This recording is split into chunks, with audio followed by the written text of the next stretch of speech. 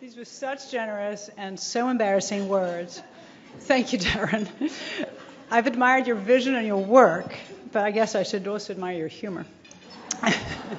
For the past, I don't know how many years, and I could not be more flattered than to accept this award from you.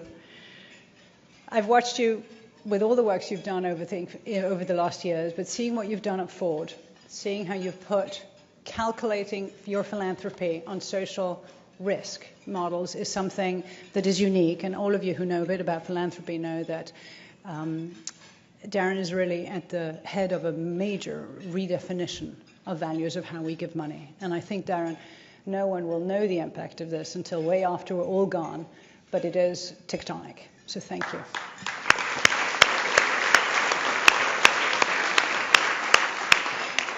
I'm also, of course, for Lynette, where I only have dedication and gratitude. You very aptly said that we kind of grew up here together at Teaching Matters. So I think we make a great team.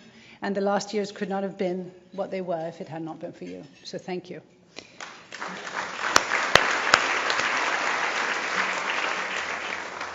So many a time when I've been in your seats and I saw someone being honored, I would revert to Churchill's protocol, who said that when someone honors you, you should just say thank you and then leave the podium. But instead, my office has given me 4 minutes during which I am, quote, I should be personal, entertaining, and meaningful. So first of all, I'd like to, I'm giving an official apology to all of those who I've judged before for not having left the microphone. And I think while we're in New York, I think we can all deal with a blank apology for being a little too overjudgmental. And then I would like to ask for forgiveness, because you all know that it's impossible for me to be meaningful, entertaining, and personal in 4 minutes. But I'll try. So thank you it is. On behalf of the shoulders I stand on today, my mentors, there's no evening without Tom, mentors, friends, colleagues, even my rivals and my saboteurs. Thank you, because these have been amongst the most interesting 10 years of my life. And thank you, because Teaching Matters today has become an organization that matters. I could mention any one of you in the room, but people like Janet, Ingrid and Tom, Alan, Sonia and Joe, Alexandra G, Alexandra S, Patricia and Julia, Scotchy Manita, Lynette and her team, our board, our Chairman's Council, Dana, Anne-Marie, you have all influenced the way I think. I'm not forgetting Vanessa, Paul, Andreas. Whether you taught me how to look properly at race and bias, whether you nudged me along with clear thoughts, and whether you, or some necessary humor, or whether I've watched you run your large institutions, your foundations, your libraries, your businesses, your jewelry galleries, your PR campaigns, your national political campaigns, and or if I've seen you teach children read every week. I just stand in your debt, because as a result of what one has learned, we're looking at a mature, self-sustaining enterprise, one that founder Elizabeth Roten would have been proud of, and one of which I know her daughter and Nicholas Roten derive some satisfaction. But the pyramid of shoulders that we've built together is based on a value system, not of blind support, but of standards of excellence, of self-discipline, of wisdom that allows us to realize true impact. I would like to say with enormous pride today that all our people at Teaching Matters, without fail, whether in the head office or in the trenches, are truly phenomenal. You guys are the gold standard, and if we take one thing away today, it is that. We all worked very hard at getting there, and this is noteworthy.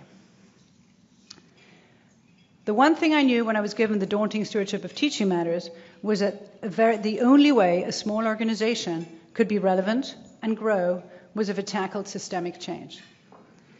Archimedes stipulated that if he was given a place to stand on earth and had long enough a lever, that he would be able to move the earth. So what was going to be Teaching Matters' lever? And how long would it need to be? That lever, ladies and gentlemen, are the teachers. And its length is determined by the teacher's skill level, professionalism, quality, and their dedication. Could that be enough? Enough to improve the school system? When indeed in any paper you read, from Fox to, go wherever you like, you read that America's $650 billion school system is totally doomed, that we have failed so far, that we're clearly going to fail in the future, and that given what comes with technology and the revolution we're going to undergo, there's no way we're up to it. Doomed? It's a little hard to accept, and so I'd like you all to consider with me Mark Twain. It ain't what you don't know that gets you into trouble. It's what you know for sure that just ain't so. So it is true that we don't know how our lives will change, and how insecure the job market will really be, and what unimaginable transformation AI and VR will bring, and whether and how social and emotional intelligence will become increasingly important, how the ability to interact with machines and humans will be critical, and how the ability to create trust and make good judgment will make or break one's career. But my question does not concern itself with the if this will happen, not even the when. It is not where on the educational ladder we will invest our money or how much technology we will use. But my question is, who will be making these decisions? Who will be teaching whom and how? So what flexibility of mind, diligence and excellence will teachers need to bring to the table to help the next generation navigate this world of insecurity and also of tremendous opportunity? Technology will help and hinder us along in the effort, but nothing will take away the impact of at least 3 years of consecutive good teaching. Nothing will question the success of raising students' reading levels as early as possible, and no threat will offset the need for teachers to be able to receive the on-job monitoring and motivational support, the mentoring, the true validation, and the incredible work they do every day to impact the lives of our city's children. Every time I enter a classroom, I only see amazing children who deserve a real opportunity to have access to excellent teaching. And as Liz Roten always said, regardless of zip code. Sadly, I can't talk here about vocational training concepts or even of Dan Porterfield's exceptional American Talent Initiative, which are key to solving this puzzle. But I will submit to you that the growth potential is simply enormous. If we shift from what we know to thinking about what is possible, then we conclude that highly skilled teachers will be more important as our society changes. Inviting the next generation to the decision-making table will be more essential, as we must identify 600,000 new leaders in teaching over the next 10 years to meet the imminent needs of our schools. Teachers, or teacherpreneurs, will continue to teach students regularly, and while also serving as teacher educators, as leaders, as policy researchers, and trustees of their profession.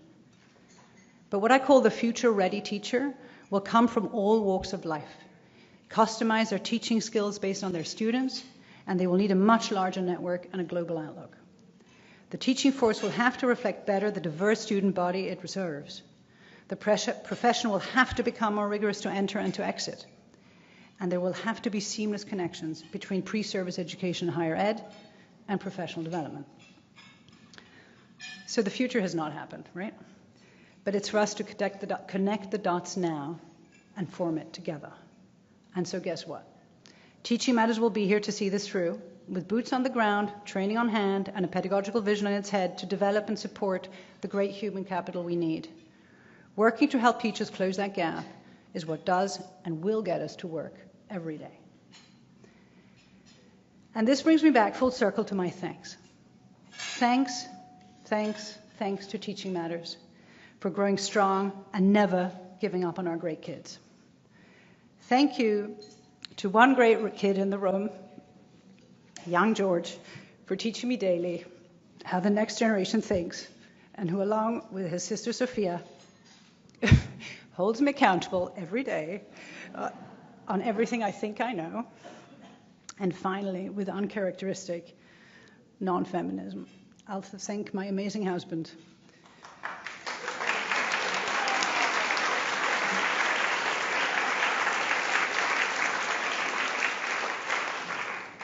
Whose impatience with vanity is surpassed only by his tremendous ability to think in concepts.